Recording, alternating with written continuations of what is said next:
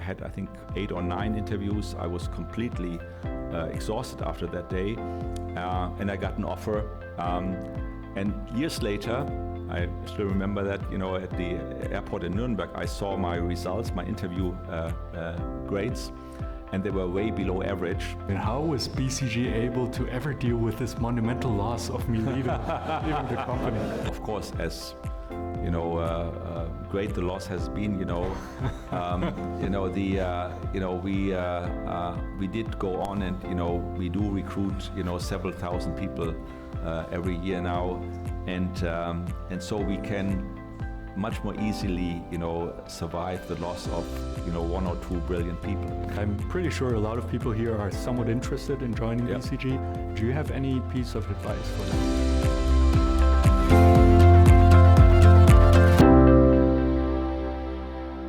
Dear students, welcome to the CEO Leadership Series. My name is Cheng Wang Li, and it is my greatest pleasure to present to you the Global Chair Emeritus, Senior Partner, and former longtime CEO of the Boston Consulting Group. The Boston Consulting Group, or BCG, is one of the most prestigious and renowned consulting firms in the world. It belongs to the so-called group of MBB, the top 3 consulting firms. And within that very exclusive group, it is the second largest and actually the one with the highest revenue per employee, with about 30,000 employees worldwide and revenues of almost $15 billion in the last year. Dr. Hans-Paul Bürkner is an icon in the consulting industry. He's been the CEO of the Boston Consulting Group from 2004 to 2012. He's been the first non-US CEO of Boston Consulting Group, and I believe even out of the entire MBB. He studied business administration at the University of Bochum. He obtained a Master of Arts from Yale and a PhD from the University of Oxford. Afterwards, he worked briefly in the banking sector before joining BCG, and the rest was history, so to speak, and almost literally, and hopefully we'll be able to hear a bit of that history today from him directly. During his tenure as CEO, he's been able to grow the Boston Consulting Group from 4,500 employees to over 15,000 employees, tripling it and growing the number of offices worldwide, as well as the number of partners and revenue, etc. It is my greatest pleasure to welcome him today, also to some extent because I have a little bit of a history and some time at BCG. So please help me and welcome Dr. Hans-Paul Bürkner.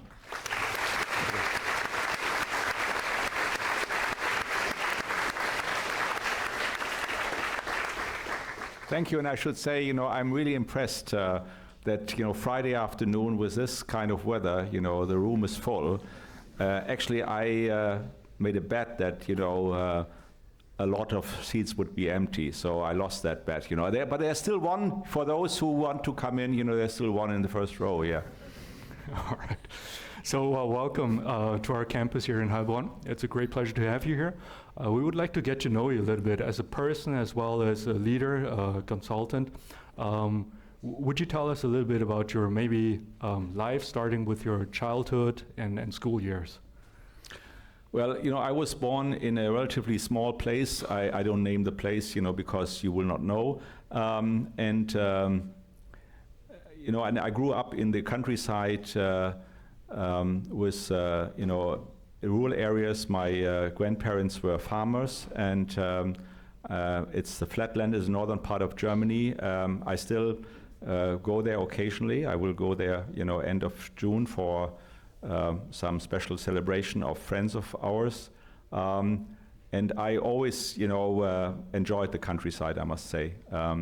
The flatlands, even when the wind while cycling is always coming from, against you, whether you go forth and back, it's always against you, but it's, it's a very good experience. And I always spent my vacation there. When others went to Italy or France or Spain and so forth, we spent all our childhood summer holidays in the northern part of Germany. All right. And you went to school there as well? No, I didn't. My sister started there when she was 5, but I went to school in Darmstadt. Okay. You know. And what were your favorite classes, maybe? I mean, were you a good student? I suppose you were a very good student.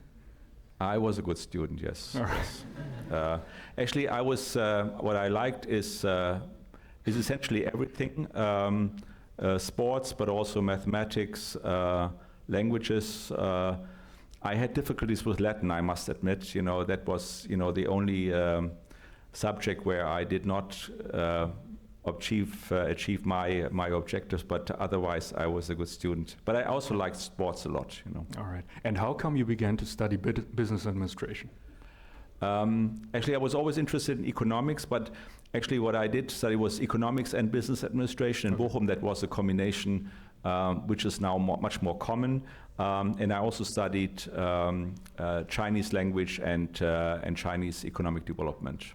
And Bochum had a center for sinology, as it called, Chinese studies, and there was also Japanese, but I could not combine everything, but I was very interested in East Asia. All right. And then after you graduated from Bochum, you decided to go to Yale? No, actually, after the first 2 years, after the interim exam, I went to Yale to do a master MA in economic development. Okay. That was a 1-year program, and then I returned, finished my study in Bochum, and then I went to Oxford. And the natural next step would be to go to Oxford and... Not really, actually. By chance, I saw an ad on these billboards. At least at that time, of course, there was no internet, and so all these applications, job offerings, everything was on these billboards, and there was one small, sign saying, Rhodes Scholarships. And actually, I did know about Rhodes Scholarships beforehand. And so I thought, okay, let me apply. And I got one of 2 scholarships for Germany. All right. Actually, for all of you who do not know or might not know, the Rhodes Scholarship is arguably the most prestigious scholarship in the world, with many presidents, heads of state, and so on, having been former Bill Clinton, for example. Yeah. One of them. Yeah. So can you tell us maybe a little bit about your time at Oxford? I mean, what exactly was your field of inquiry? Well, I did a PhD thesis, or DPhil as it's called in Oxford, in savings behavior and savings mobilization in the Philippines and Thailand. And I was always interested in economic development. I was always interested in East Asia. But I would say, as all, when you write your dissertation, it's a long and winding road, and sometimes you feel you have no topic. And certainly when I started, I did not know what I was in for. Then I went to the Philippines and Thailand, and the first thing they told me in Manila when I landed was that the data I was looking for did not exist. So much for motivation. And of course it was, and the first week was terrible. It was rainy season, which I had not. I had jet lag, I was only getting tired in the morning at 7 when I was supposed to get up. And I felt, my goodness, this is the end of the world. But then I found out, actually, if you piece the data together, these time series on savings behavior, you can make it work. And so over the next few months and then 3 years, I finished my thesis. But it was, I must say, it was quite a challenging experience. It was more like, detective finding the data. I wouldn't say it had enormous scientific value, but at least I established for the Philippines and Thailand the first long-term time series on savings, which, at that time I felt quite proud of. But of course, in the overall context, it had very little meaning. All right. And as you look back at your time, as a student, so to speak, as well as a PhD student, and taking a look at what you're doing today, would you have done anything different? I mean, would you have worked more on certain skill sets, quote unquote, networked a bit more, or had more fun? You see, I mean, of course, you always ask yourself the question, what should I have done differently? And to say I don't regret anything, I would have done it the same way, probably is wrong. But you don't know. Actually, it's a search process, I would say, and you are in the middle of the search process. I think everybody between the age of 15 and 35 is searching for the right path, trying different things. Would I recommend people to do that PhD?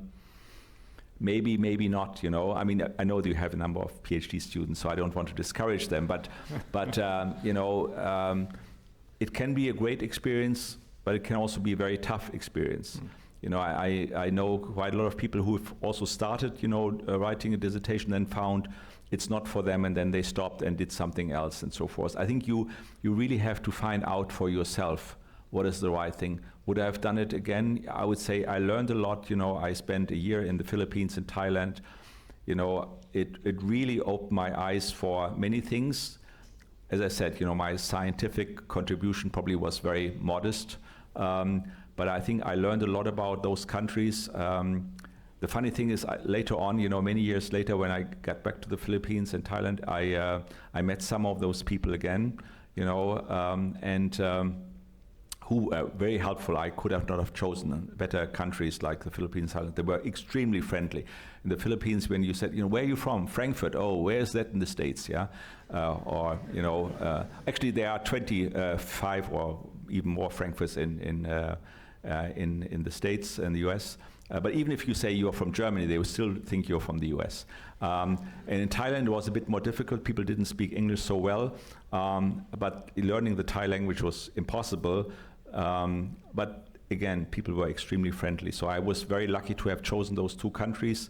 And it was a good experience with, I would say, a very modest scientific result. Got it.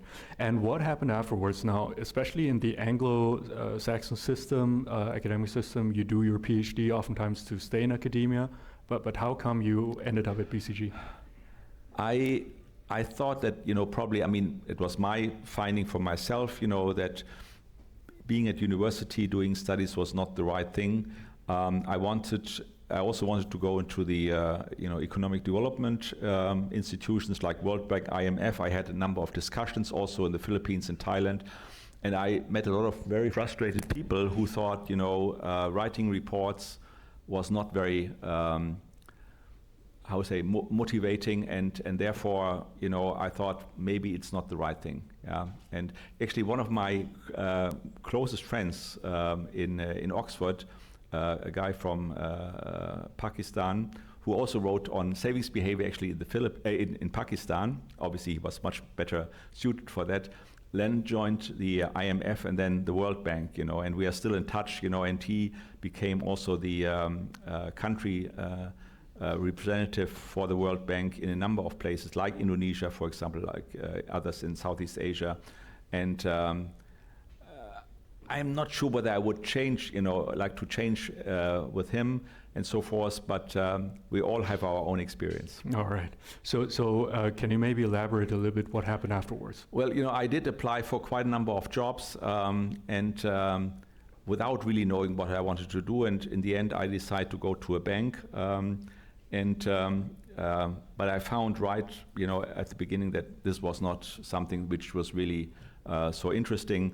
And I had lots of suggestions of what you can do differently. Whether these suggestions were good or not, leave that aside. But the head of the department thought that, he told me that he would only take me seriously after 10 years of experience in the bank.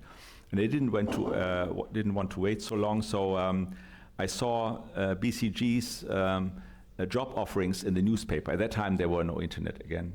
Job offerings in the newspapers. It sounded very interesting. I had no idea what consulting was. I didn't hear about BCG or didn't know about BCG beforehand. But I started these interview, that we're doing, and at BCG we do case interviews. And I was completely taken by surprise. I did not know about case studies. Somehow I survived the first two interviews. I was invited for a second round, and there, I had, I think, 8 or 9 interviews. I was completely exhausted after that day, and I got an offer. And years later, I still remember that, at the airport in Nuremberg, I saw my results, my interview grades, and they were way below average. Also because the first interview in the second round had gone almost completely wrong. Out of from a scale of 1 to 10, 1 the lowest, 10 the highest, I got 2 on intellectual and 2 on personal fit, which, as you can imagine, really reduced the average. But we also, I must admit, we have done lots of analysis to find out whether there's any correlation between your interview grades and your performance later on, and not just in Europe, but also in North America. And we found actually there's no correlation.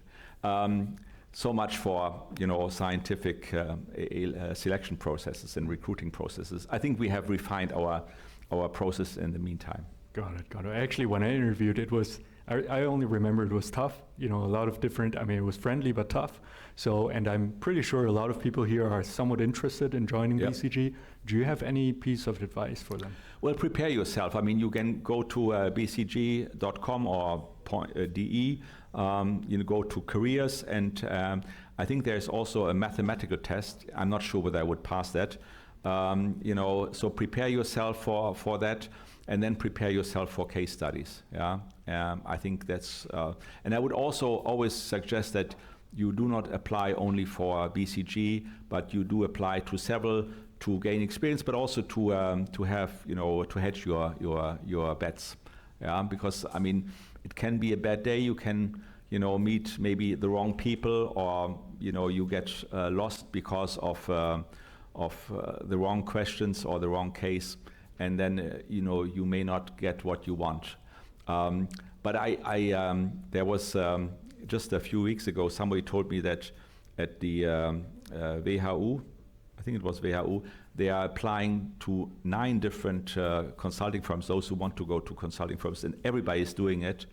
And I think that's a complete waste. I wouldn't even know how to name 9 consulting firms. I can, yeah. But I think I would not recommend doing this. This sounds like especially when you want to go to a specific one. I think doing 2 or 3 firms is good, but doing 9, I think, is quite tough, I would say. All right. So you passed the interview. You joined BCG. Do you still remember maybe some of your first cases? I remember the first case. It's like for old people, they always remember the good old days. No, this was old but not good. It was a case in Stuttgart, a small conglomerate. They did surface treatment equipment, bakery machinery, extruders for plastics. They were in the rubber industry, and there was a 5th division, and they were all in trouble.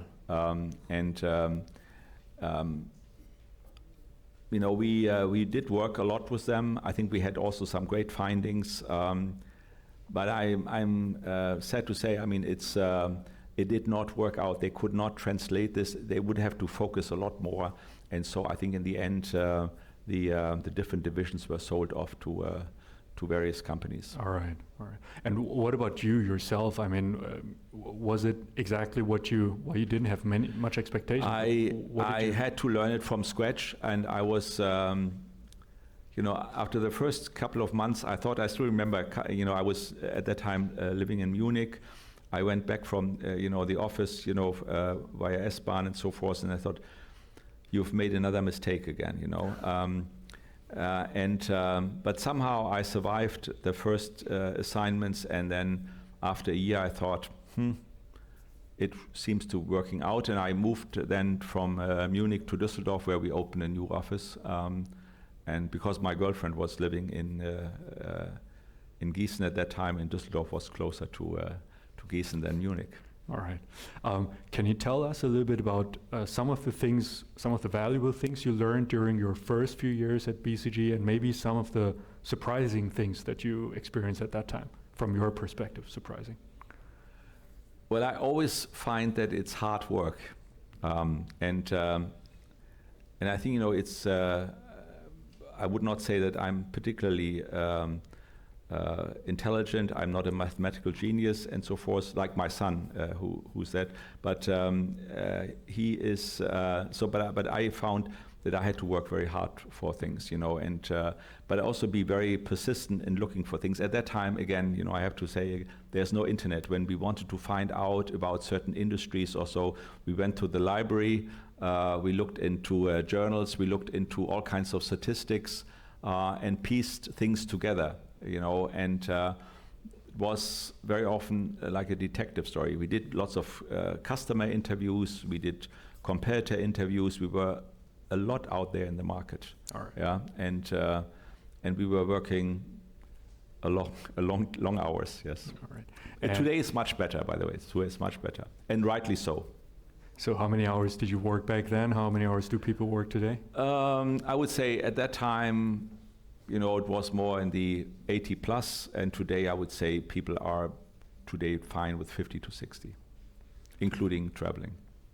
Including traveling per Plus, week. of course, vacation, weekends, so I think we really have made enormous progress. I know that, consulting sometimes doesn't have such a great reputation, but we have all kinds of programs to ensure that people, have more predictable, there's better teaming, there's open communication, there certainly is vacation, I would say most weekends are off. People do lots of things, so there are also opportunities for leave of absence, for all kinds of reasons and so forth. So when people talk about work-life balance, it's much better than it was then. All right. And some people use their time at BCG to learn very important skills to then go to another firm, to industry, etc. When you were starting off or after your first few cases, were you already thinking of becoming CEO of the company? Well, I think what I think is important is that you have ambitions to do things better, and there were, obviously, whenever you see things, there's room for improvement. And I also started early on to think about how can we do things better. Of course, you don't think about becoming CEO when you are in the first couple of months or couple of years, but after a while you see that there are lots of things that you can do better. Actually also say that when I joined, BCG started to get into a very difficult period. I mean, it was a coincidence. It was not, I was not the reason. But at that time, we were only 400 people. We are now 32,000. And BCG was, the growth share matrix, which you may know or may not know, the experience curve had come to the end of their product cycle. It was also the changeover from the founder, Bruce Henderson, to a more partnership-led company. And it was the second oil crisis at the beginning of the 80s, which also led to a recession in the US.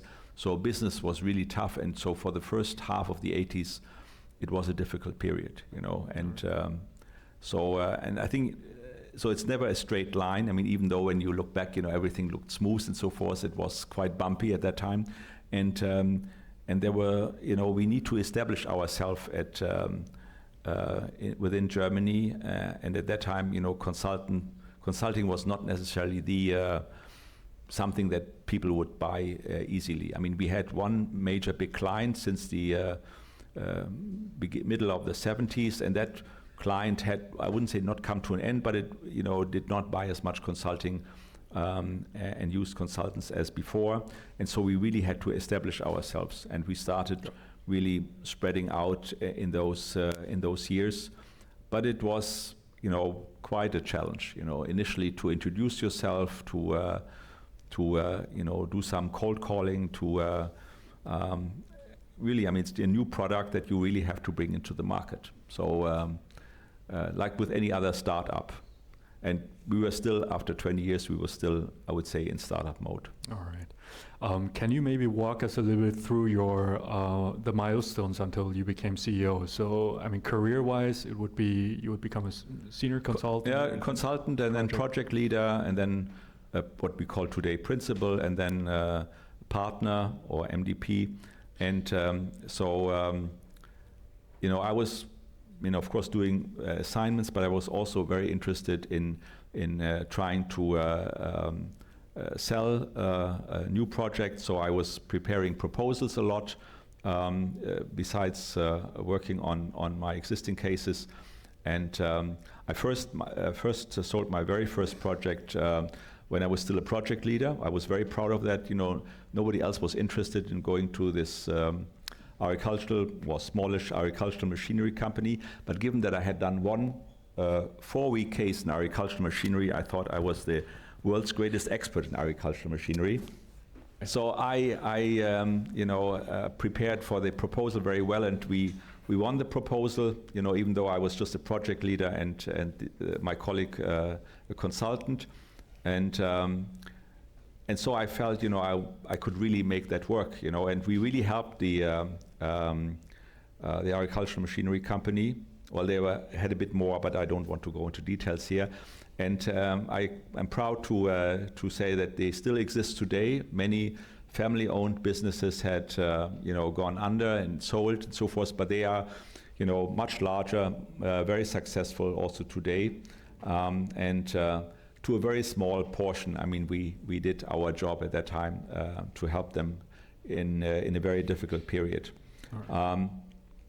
But I think there are lots of other things where I helped to expand, and then I also started building financial services from the middle of the 80s, and it became after 10 years the biggest practice area.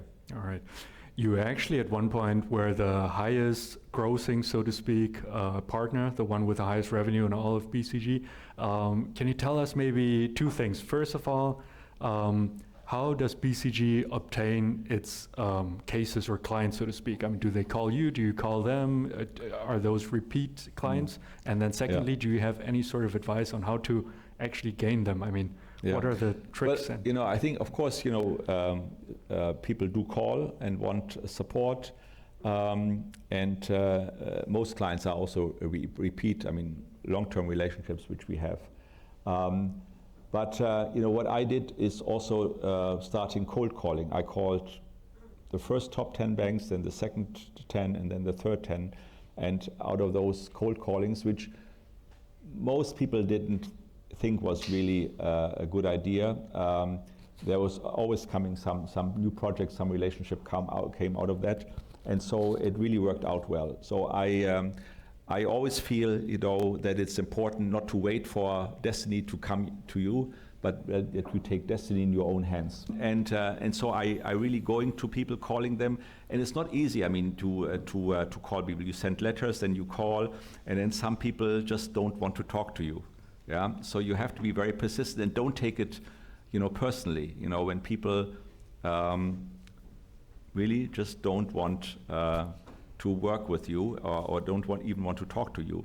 And I still remember one discussion I tried very hard for quite a while with somebody in a bank, and it was a constellation. We had dinner finally after many efforts to get a meeting, and then I called him after a few days, and he said, "Let me be very open. I don't like you." Now. You have to swallow, looking back, it was one of the best things that happened to me, because the bank really went under, or was close to bank under, and the guy, lost his job. And later on, actually 10 years later on, I, plus of course colleagues, we did work for the bank and got them out of the biggest banking hole that Germany had seen so far, and so of course the chemistry also needs to be right. So it's not just about having the greatest idea, but you need to develop relationships. You need to gain mutual respect. Not just they are respecting you, but you also need to respect the client, and then becomes a hopefully you get to a relationship of trust.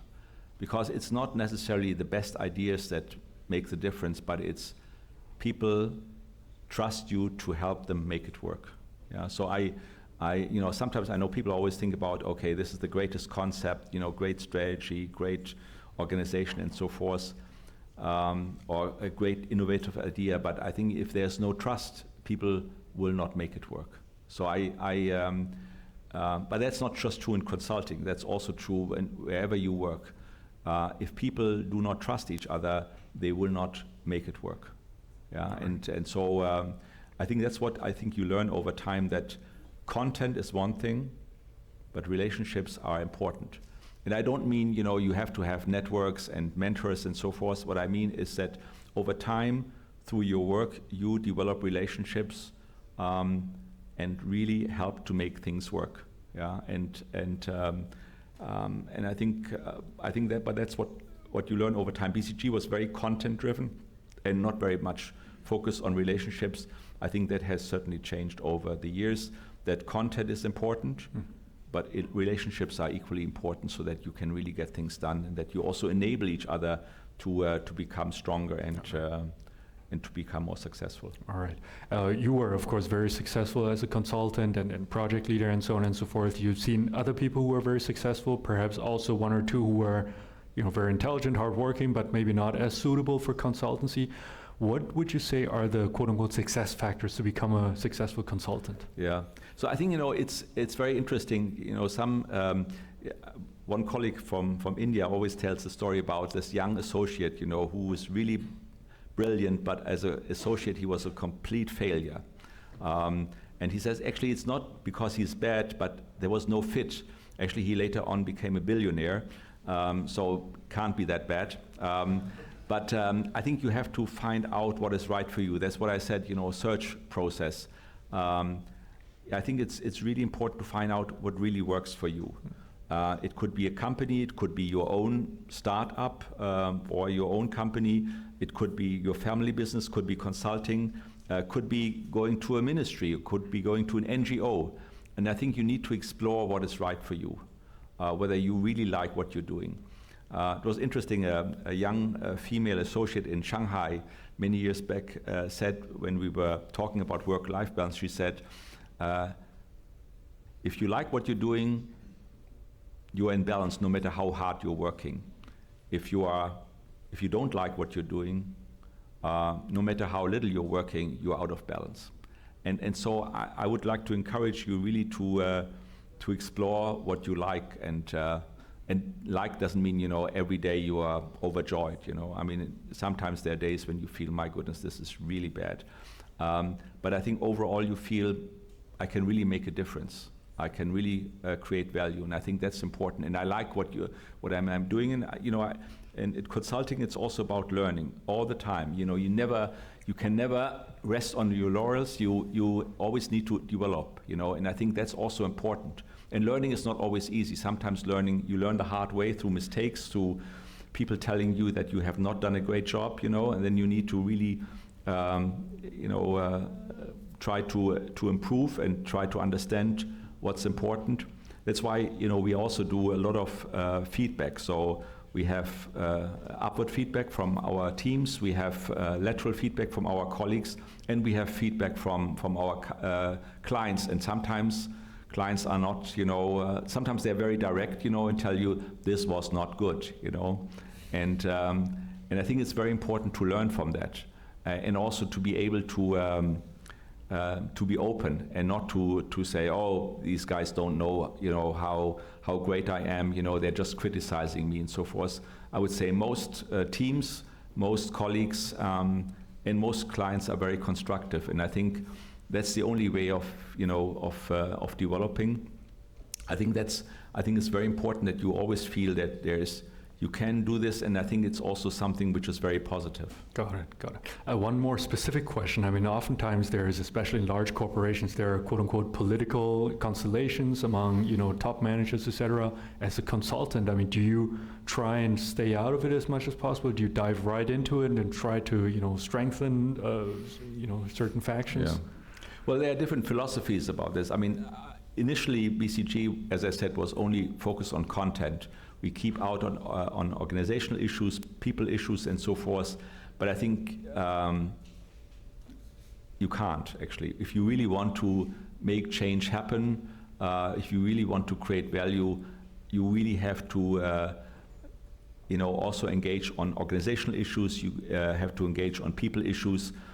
Sometimes, they are brilliant people, but they are in the wrong place.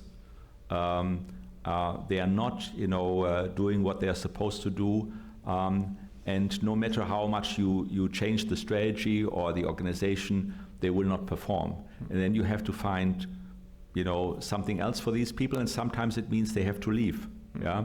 And I've also seen situations when, these people have left and found something which was much better for them, and it was this initial being kicked out was, very positive for them. You mean at BCG?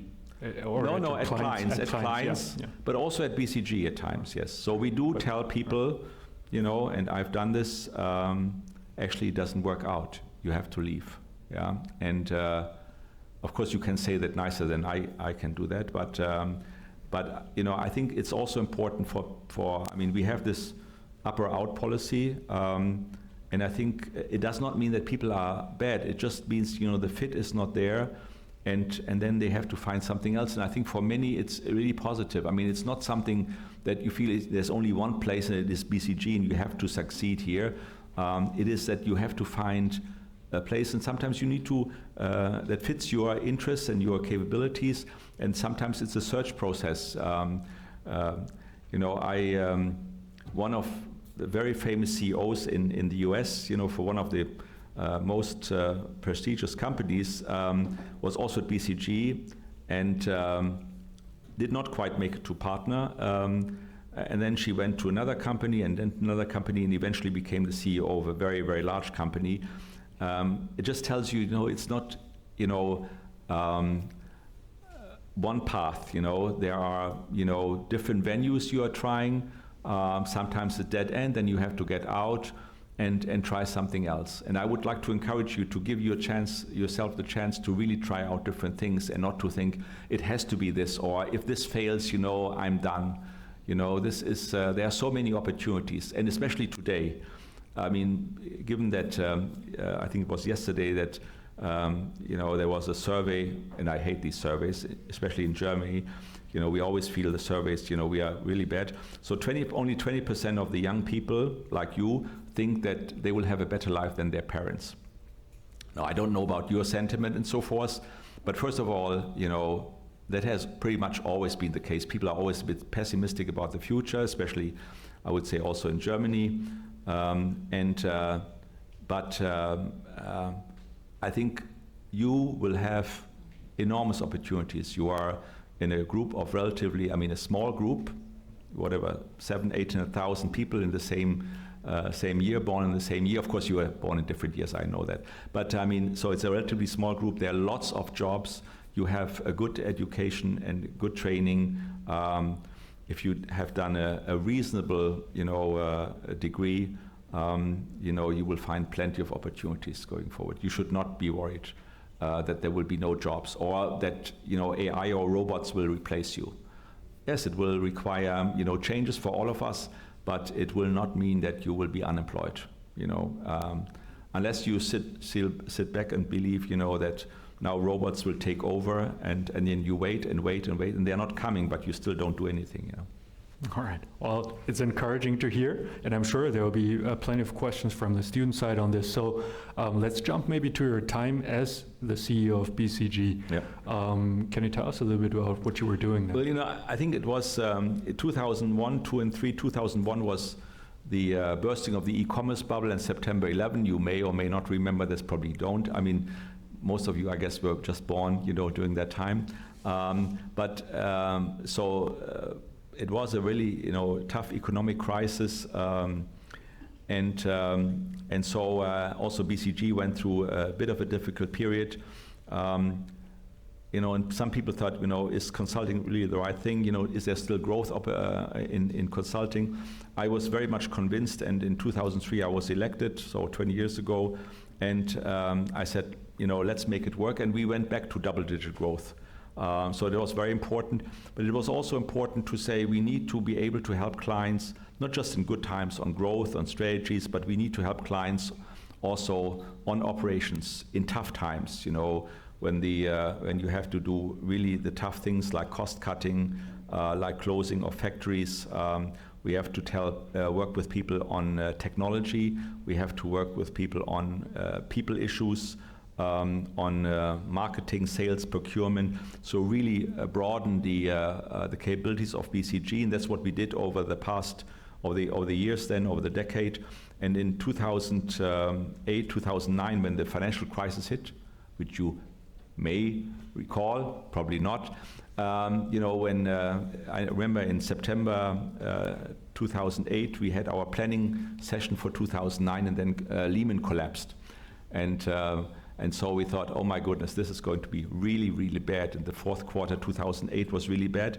But and first quarter 2009, but we stayed with our clients. Some clients were close to bankruptcy in real estate, in construction, but also in many other industries. We stayed with them, we helped them through the crisis, and by the end of 2009, we had achieved small growth, 3%, but when your main competitors were down by 12 to 15%, you feel not bad, you know. And so my sense was we can really help our clients, but we can also take destiny in our own hands. We're not depending on whether the market is strong or not so strong or weak, or whether the competition is strong. It's only up to us. And I think that's, I would say, the biggest learning over time.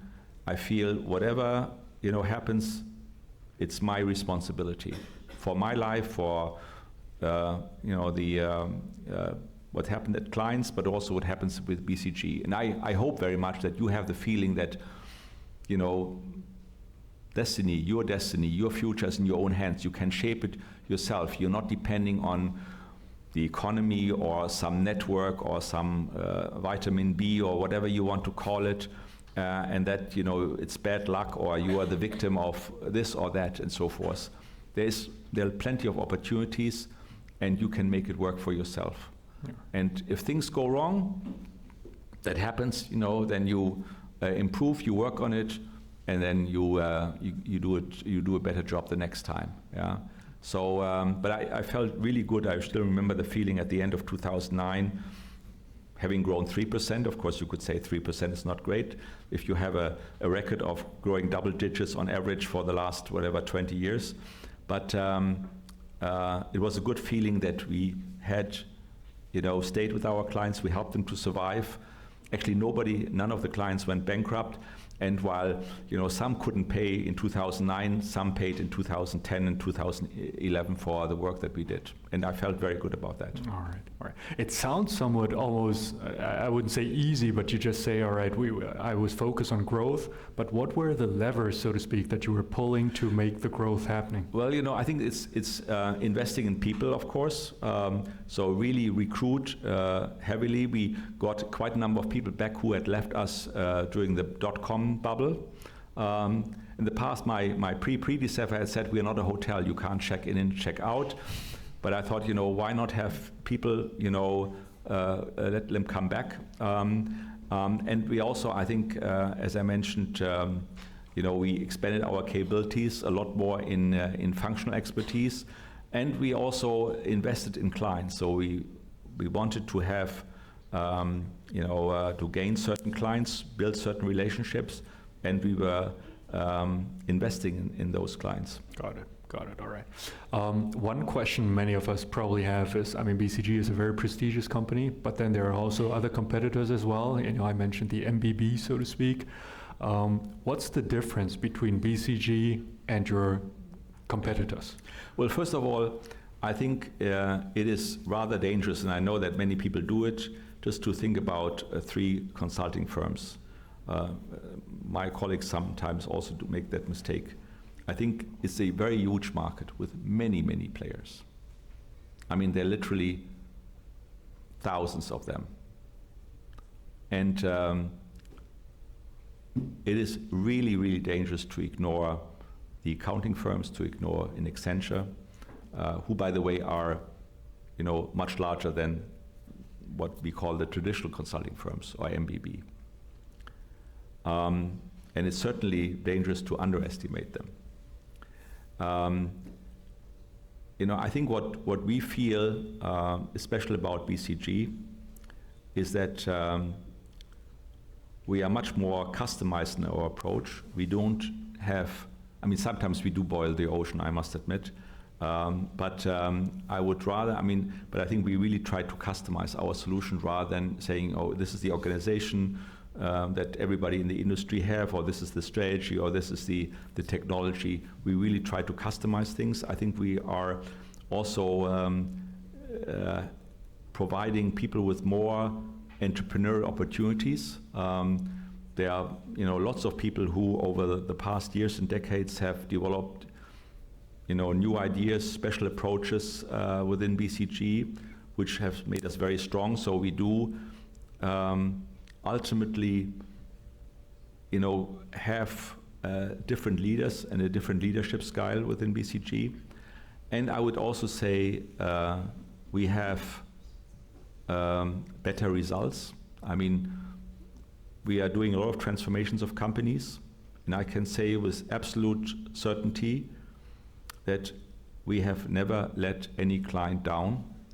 All the transformations have delivered, sometimes not the outrageous results, but good results, which is not something that anybody else can claim. And I would also say, we never had any major scandal where we cheated clients or where we cheated society at large. All right. Allow me one last question before we open up the forum for the students, so to speak. As you look back, in a few decades perhaps, and look at all the things you've done and accomplished, what legacy do you want to leave? Well, I think, it's not what you want to leave, but what people remember about you.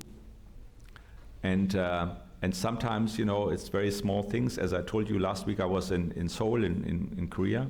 And I have not been there, for quite a while.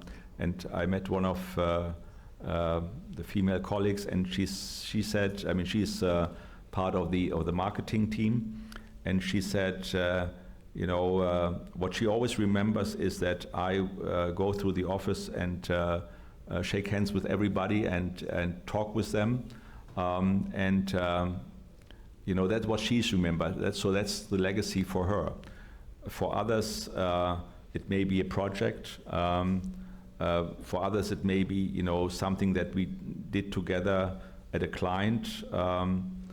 For some others, it may be just helping her or him in a difficult period. So I don't think there's this one legacy that people probably remember. And even if I wanted to, to say, this is my legacy, I'm sure most people wouldn't even know. Yeah. No, I think one needs to be realistic. There's the team is changing all the time. Of the 32,000 people, I would say probably 40% have joined over the last 4 years. I can go into offices today, and I would say most people would not even recognize me. All right. Well, yeah? We certainly do now. Let alone remember any legacy. Yes. All right. Thank you very much for the conversation.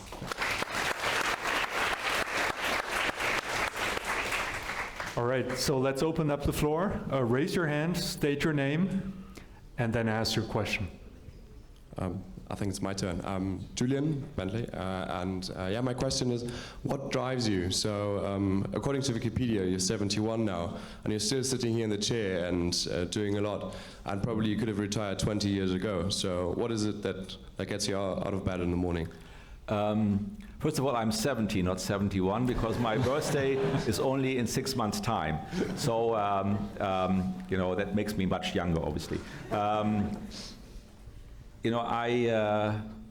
like to work, but I also like to make things happen. And whether we work for individual companies or whether we work for some NGOs or whether we work in certain countries, I like to really make a difference. Yeah, and sometimes that works quite well, sometimes it doesn't work so well. I think one needs to be realistic.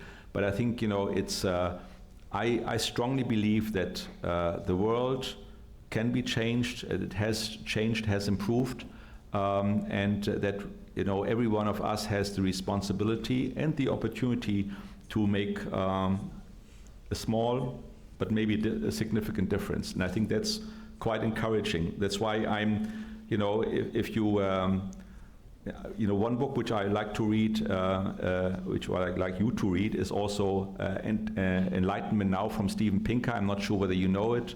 It's a Swedish guy who has looked over the development over the last, few hundred years on the many improvements that have happened. And I also believe that, we are not going down the drain, but we are, not in a straight line, but we do improve the world, and I think that we will make it work, and I like to play a small role in that. Hello, my name is Lau Kailani, and I wanted to ask you if studying East Asian economics helped you in your job and in your life. You see, I think East Asia, I mean, so China, Japan, Korea, Taiwan, but also Southeast Asia, India, are the fastest growing regions in the world. I mean, big regions. I must say it's very impressive to see what has happened in these regions. As I mentioned, I was in Korea, in South Korea, last week. And you probably don't know that after World War II, Korea was far poorer than any African country. 95% of the population was illiterate. And then came, of course, the Korean War, which devastated the whole country. And today, Korea is not an emerging market; it's a developed country. Highest GDP high GDP per capita,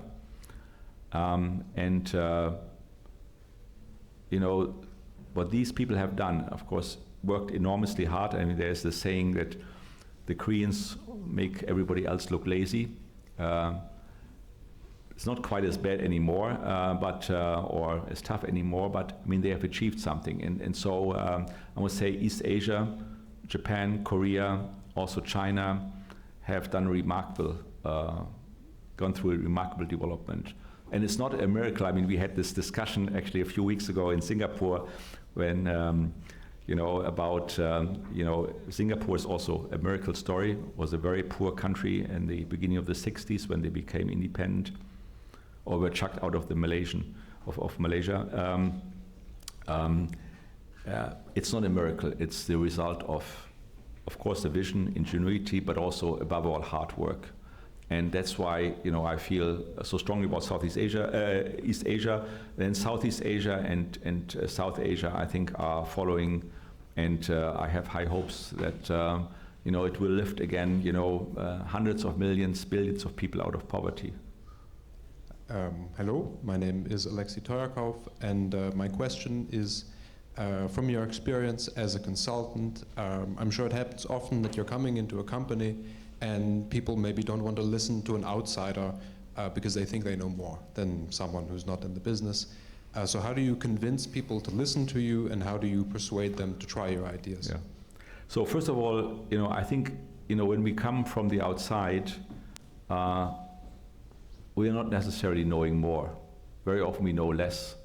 And so it can only be a joint effort. So what we, at least today, what we emphasize is really having a joint team together with the client and generating ideas together, translating them into reality, enabling each other, coaching each other. I think that's really the key to it. And if you can't build that kind of relationship, if people still remain skeptic, then nothing will happen. So if a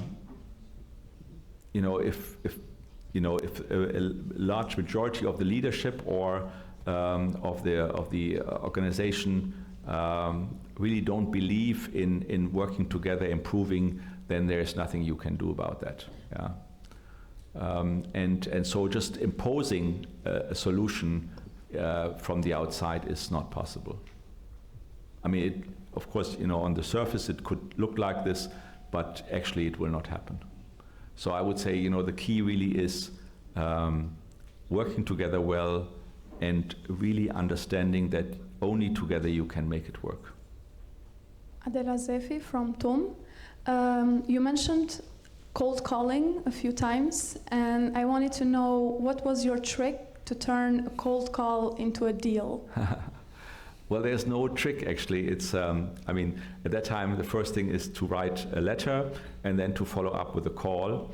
And as I mentioned, you know, out of these, you know, calls, you know, usually some were willing to meet, you know, some only after quite a lot of calls.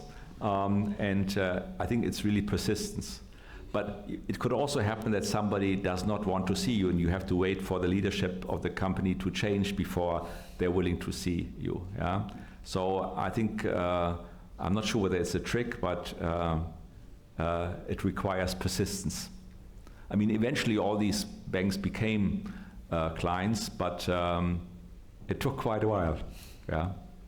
Do you tell them, hey, I've been looking at your annual report and I see some weaknesses here and there or some potential, or do you just say, we're BCG, we know what we're doing, so please? Yeah, of course you come up with some idea, you know, and some topics that you would like to raise,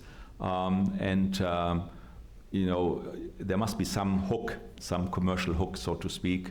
But it could also be that they say, well, you know, we don't think we have a problem here, or we have solved it already, but you know, this is what we are interested in. So you need to be also flexible. Yeah, it's not, and you know, sometimes, you know, I think with one bank it took 7 years. You know, of course I don't go there every week. You know, so every few months you have another go, and eventually you succeed. Yeah, but it takes persistence. All right. And sometimes, you know, of course. And that happened to me actually not so far from here. I was pursuing the wrong person with the wrong topics for 5 years, only to find out that, you know, he was the wrong person. He had no influence in the organization, and the leadership had to change before we were eventually successful. Hi, I'm Ezgi from TUM. And how do you handle the pressures and demands of your position while ensuring you have time for personal well-being and relationships outside of work? Well, you know, I think there is always pressure at whatever level you are, and I think, I mean, you have to deal with it. You know, I don't. I think, you know, as long as you feel you are still in control of your life, I think the pressure and also the stress is bearable. If you feel it's out of your control, if you feel, you know, your health is suffering, then you shouldn't do it, and you should stop doing it. You know, I mean, some people, you know, have taken, I wouldn't say drugs, but have taken pills and so forth. To do their job, and I feel, you know, if I have to do that, then I have to stop, you know, and so I, you know, I never had the need to do that. Yeah. Hello, my name is Chirag and I'm from TUM. So I was curious regarding the growth share matrix that you mentioned. So it was developed a long time ago and is still used by many of the big firms. So could you please tell something about its development, like how was it developed? Well, it was developed in the early 70s by my predecessor. And as you know, I mean, growth share matrix is about growth and market share, yeah, and then the cows and the dogs and the stars and the question marks and so forth. But you know, and maybe at business schools you still learn about it. I would say it's a nice way of structuring your businesses if you have quite a number of businesses. But I would not say that it gives you the solution. Yeah, I mean, it was a very interesting insight in the 70s, and I think when I started in '81, I probably was the last one to do any portfolio study following the BCG matrix. But I don't think it really helps you to create real value. I think it's a way of sorting your, you know, maybe a difficult, you know, portfolio of business. But it does not give you the answer. Yeah, I think I mean, initially, of course, it was a very important insight. Today, I would say, you know, it's good for the history books. Hello, Felix Abel here from TUM. Ah, yeah. Here. My question is, given your experience, what would you say is the biggest difference work-wise between Germany and the USA? It's so difficult. I mean, the Americans always, give the impression that they're always working. The Americans also are more indirect than the Germans. I mean, when we have a discussion, we have a discussion, and I think what you're saying is nonsense. I say it's nonsense. Yeah. Without trying to offend you. The Americans would say, I mean, that's a great idea, and then they would say, but if I think, as I do, you could also consider this and that and so forth. Actually, they're saying also it's nonsense, but they're doing this in a very indirect way. That would be a difference. I mean, the US, of course, business is very different because the US is so much more profitable in almost all industries and almost all sectors. Than what we have in Germany or in Europe in general. I think in the past, I mean, I would say the US was much more optimistic about life. I don't see it necessarily this way. I think many people see, Americans see the US, much more problematic. But I mean, the US is also a very, very different society. I mean, I think than from the continental European society. But I would say, this afternoon is not sufficient to talk about that. I'm sure it would also be good to have an American here, and then to exchange views on this. I have lots of friends in the US, and it's fantastic what they're doing. I think they're also much more, entrepreneurial in many ways, but they are also, having to deal with issues that we just don't have to deal with in Central Europe as much. Yeah, it's a much more divided society than what we have in continental Europe, politically speaking. Yeah, so I don't think it's a good answer to your question. But it takes so much more time to talk about that. And of course, it's also my view. I'm sure it would be good to have, some Americans here to talk about their experience. Hello, my name is Jonathan from TUM. As the former CEO of BCG, how do you envision the potential impact of artificial intelligence on job roles and consulting industry on this? Including at BCG specifically, when I say which job functions do you believe it could be influenced by artificial intelligence and expertise involving AI in the consulting domain? Yeah. So, I mean, there's no doubt that all industries, all sectors, including consulting, in all our lives will be fundamentally changed by AI. I think we should not have any illusions about that. But I don't see it as a threat. I think it's a lever for us becoming more productive. As I mentioned, the early collection of data information. We went to libraries, or sometimes we used rough estimates. To get an idea how large is the market, how large is the competitor, and so forth. And then, of course, today it's the internet. But with ChatGPT, you probably, in most instances, you get even better and faster the answers. So in that sense, it will help a lot. I think you could even, ask ChatGPT about certain connections, relationships, and so forth that are not obvious to yourself. So I would rather think it's a cooperation partner than a replacement, or a substitute. And I think it's really, really important to embrace technology, to embrace AI and robotics as a real lever to become more productive and to also to deal with the many challenges.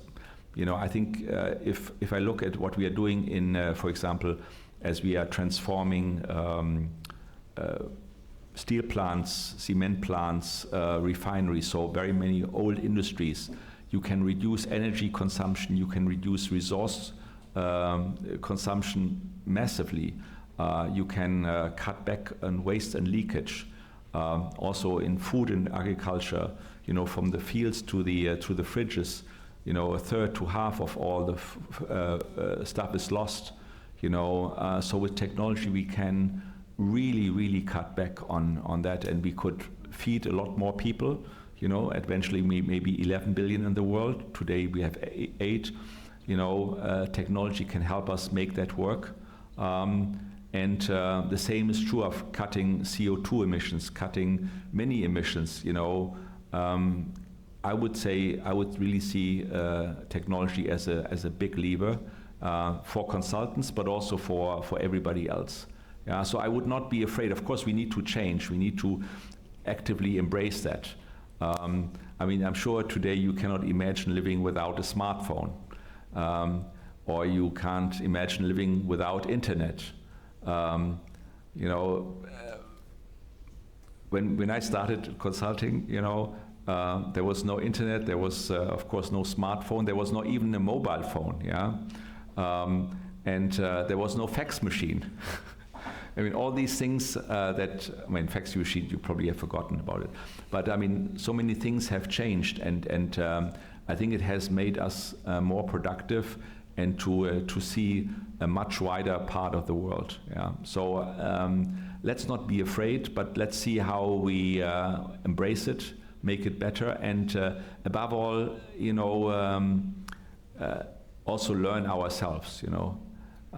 I always tell my colleagues in Japan that I hope that they will develop, because you know they are demographics, the robots that help in elderly care, because everybody today we talk about, you know, there's not enough people for elderly care, and I would say robots could be a fantastic way of making this work, especially as you know, like in Japan, in South Korea, Taiwan, China, and of course in Europe, the population is getting much older and we need much more help. So I would say it will make life much better.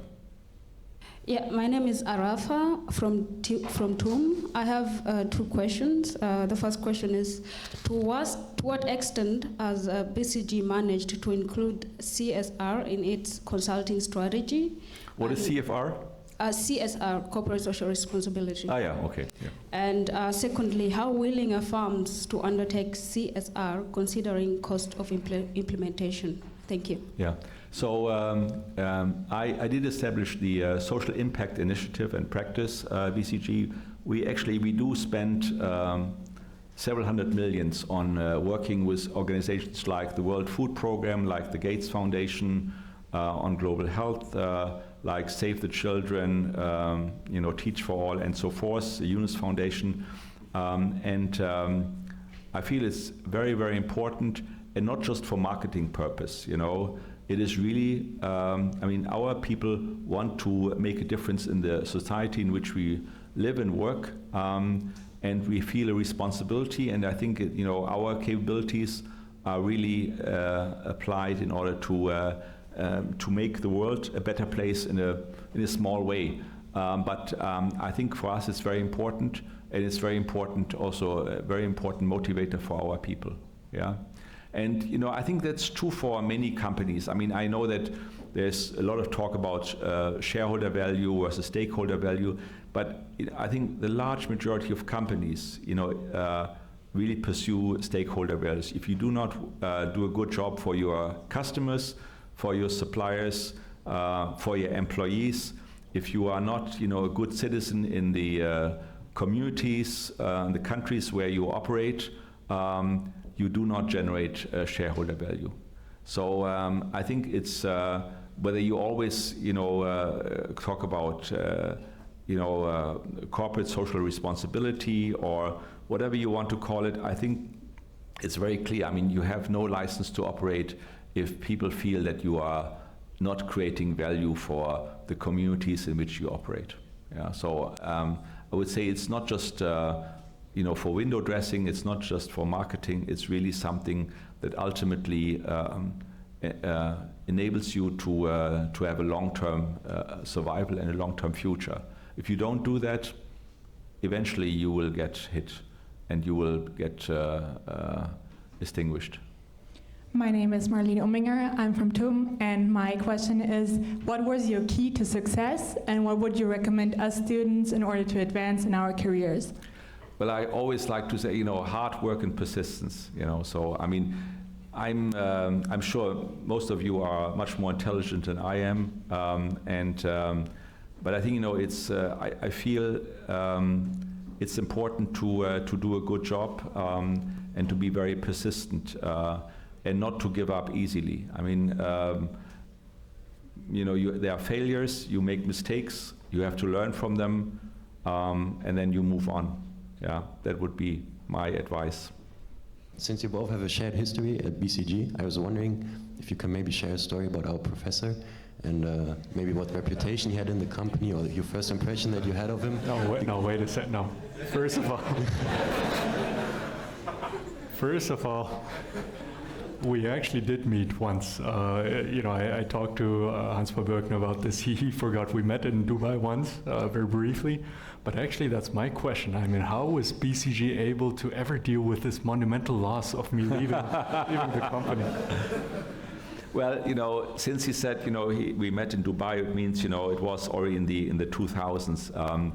I mean, say initially, when I joined, as I mentioned, we were 400 people, and then if somebody is leaving, then it is really a loss, quite honestly. And we had, in a number of offices during the 80s, we had significant losses, not just of one or two people, but a significant portion.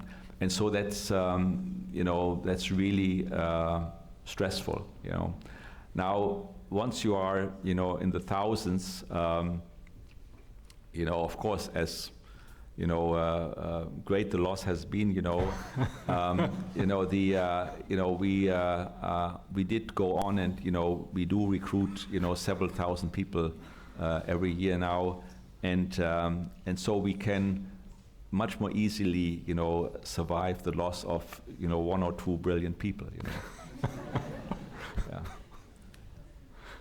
Yeah. Hello, I'm Lance Berth from TUM.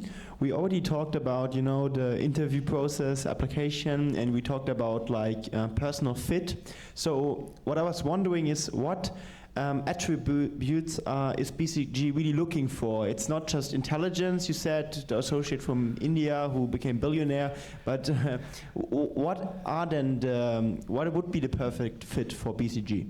You see, I would say, first of all, this is not a standard profile. I think what you find is that BCG people are quite diverse across the world. We have people who are very introvert. We have people who are, probably more introverts than we have extroverts, but we have also people who are very charismatic, and then we have people who are very shy. We have people who are really good with numbers, and then we have people who are good with people. I think obviously what is important is that you are curious, that you are willing to learn, that you are also interested in engaging with people, because as I mentioned earlier, having the brilliant idea that nobody wants to listen to, or that you do not feel, actually, I'm so brilliant, I don't have to convince you. If you are not clever enough to understand, then you don't deserve me. I think that kind of attitude would not help, So I think it's obviously it's somebody who has good intellectual capabilities, but also somebody also has good personal capabilities. But there's a wide spectrum, between genius and good enough, and somebody who is rather shy, and somebody who is, brilliant and can embrace everybody, in an instant. Yeah. So I would say, and of course you never know how people develop. So I would say just try it out, and but prepare yourself. I'm Josh Patel from TUM, and my question is here. Yeah. Oh, okay, good, sorry. And my question is a follow-up question from the technology change that you mentioned earlier. So how do you make sure at BCG that the change management process is smooth and effective, considering it's more of a people and work culture related change? Yeah, so no change is smooth, and it's not always effective, you know. So I think you try out things, you try out new things, you introduce technology. Sometimes it works for some teams. Some other teams, you know, think, oh, it does not work, we have to do it completely differently and so forth. I think it's really trial and error, but you need to keep on pushing. And certainly what you cannot do is to say, oh, we think AI is too dangerous, we don't use it, or technology is not the right thing. You really have to try out and keep on pushing the boundaries. Yeah, and never let go, because it will really be crucial that we also change ourselves in our attitude and how we apply things and make it work for our clients. Yeah, and so I would say the key is continuously experimenting, trial and error, accepting that not always things work out, and certainly not smoothly. Yeah. Hello, I'm here. Yeah. Hi, my name is Veronica. I'm from TUM. You told us already about people, resources, development. I wanted to ask you, have you ever implemented techniques for spiritual growth in a company, like coaching, mentoring, just simple talks? Say that again, sorry, implemented what? Techniques for spiritual growth, like spiritual growth. Yeah, okay. Coaching, mentoring, simple talks, psychological sessions. How hard is it? And if not, then why? So, I mean, we do coaching, not just of the leadership, but also of teams, different levels, different functions. But I think one of the key elements, you know, is not, you know, I mean, I would, you know, maybe embrace it as, you know, a cultural change program, you know, which you may refer to. I mean, some companies say we need to change our culture, and the culture is not changing because, you know, somebody comes, you know, a guru, and, you know, does something with you, and then you have a different culture. Culture is the result of the way, you know, the team works together, you know, what they do, how they do things, how they engage with each other, how they really mobilize themselves and mobilize others. So, you know, if you really want to create a new spirit in a company, then you need to, you know, work both on the content, but also on how people work and how people engage with each other. And I think that's not something that you just do as a spiritual project. It has to do with, you know, actually making it work. So I think when we do coaching, for example, you know, let me use a simple example is pricing.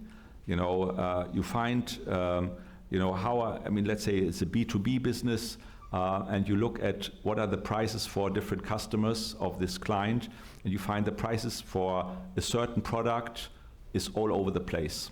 Yeah, I mean, you think, you know, pricing means, okay, there's one price and this is what is all. Actually, in the B2B business, you find, you know, the same products, even if it's a ton of this or that, you know, can be priced very differently, depending on volume, but also depending on how fast customers want things and so forth.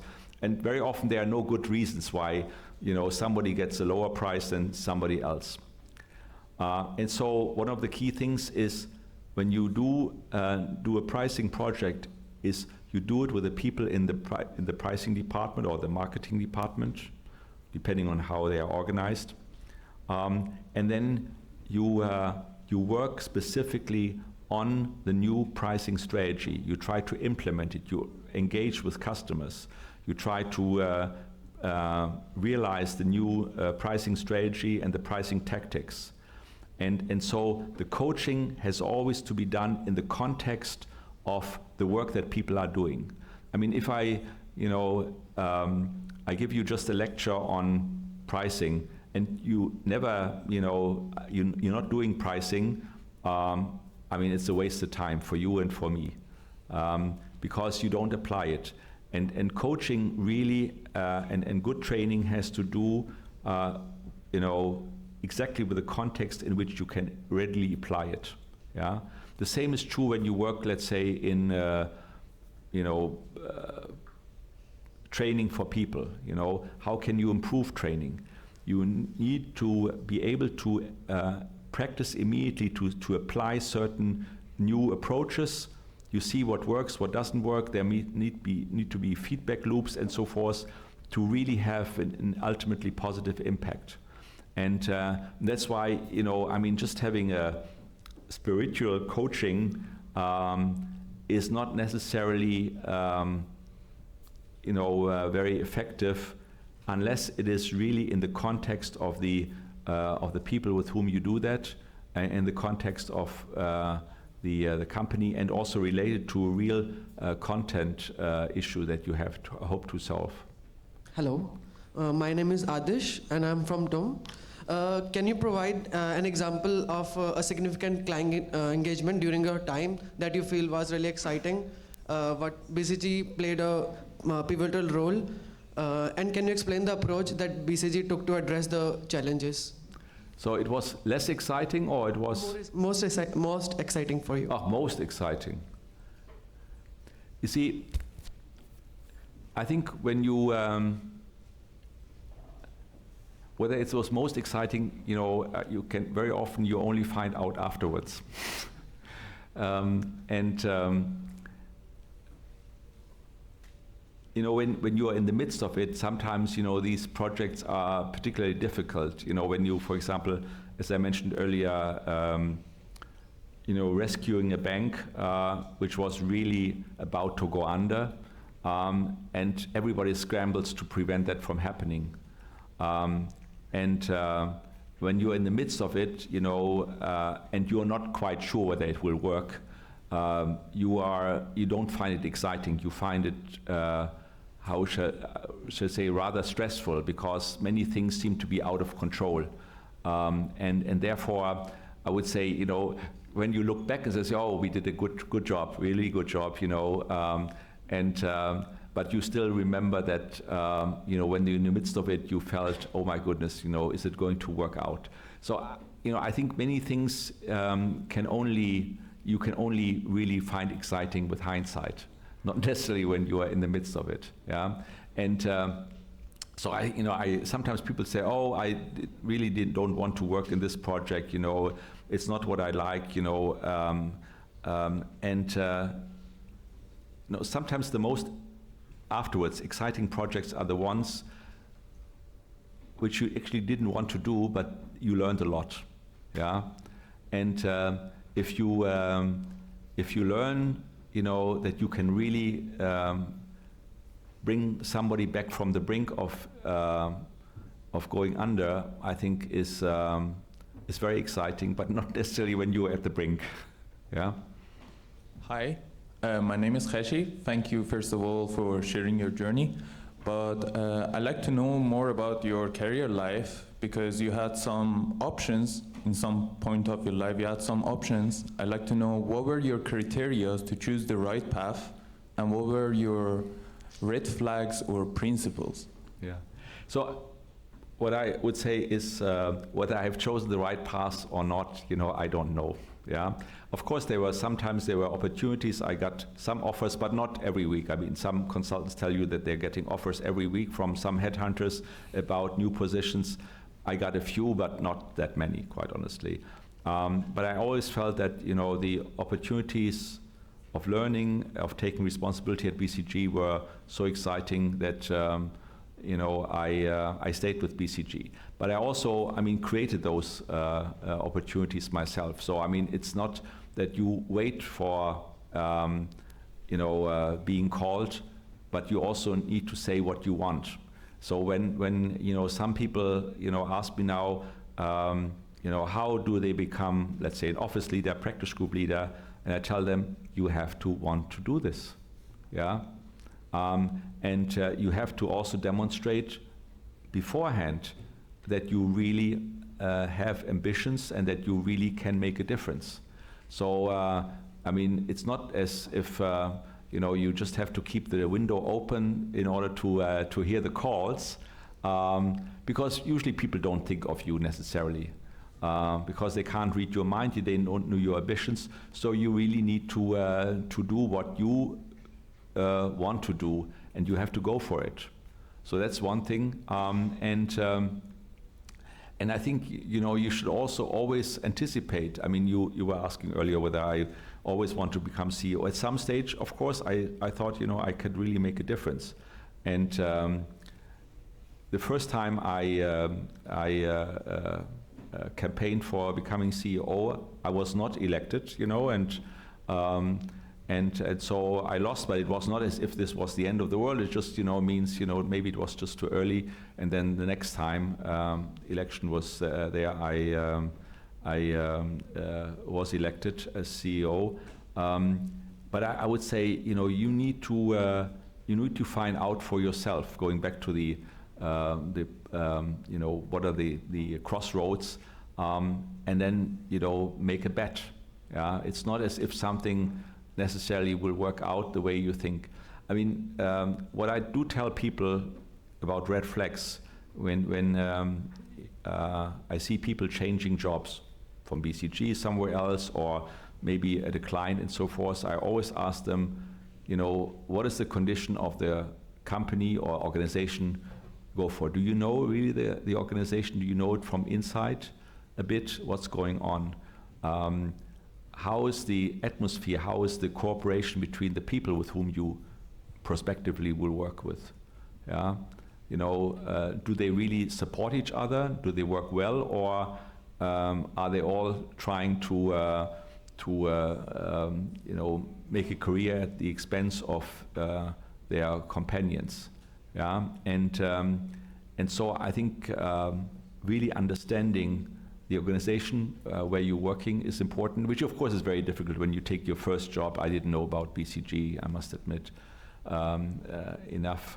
Maybe I wouldn't have chosen BCG if I had known that they were going to be in trouble. But I think, you know, it's very important to really not just look at, you know, your compensation or your position, but to really look at, you know, is it a good place to create value, and is it a good place or a good group of people with whom you like to work? Yeah.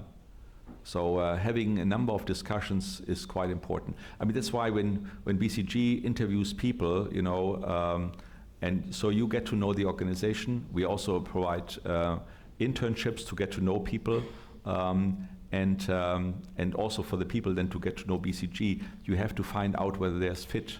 And most people actually, when I ask them, why did you decide for BCG, or why did you decide against BCG, they say, actually, I liked, you know, the people that I met, or I liked working with them when they did an internship. And some said, well, you know, I like the people from the competition mirror.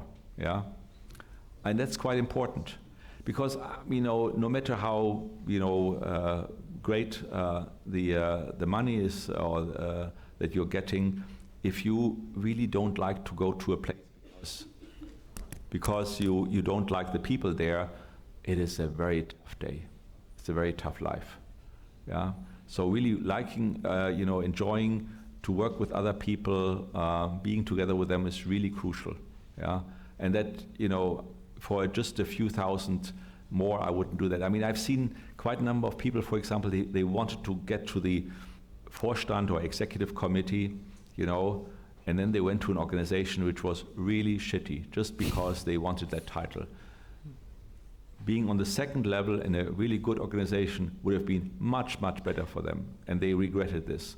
So, I mean, just don't go for the title or the money.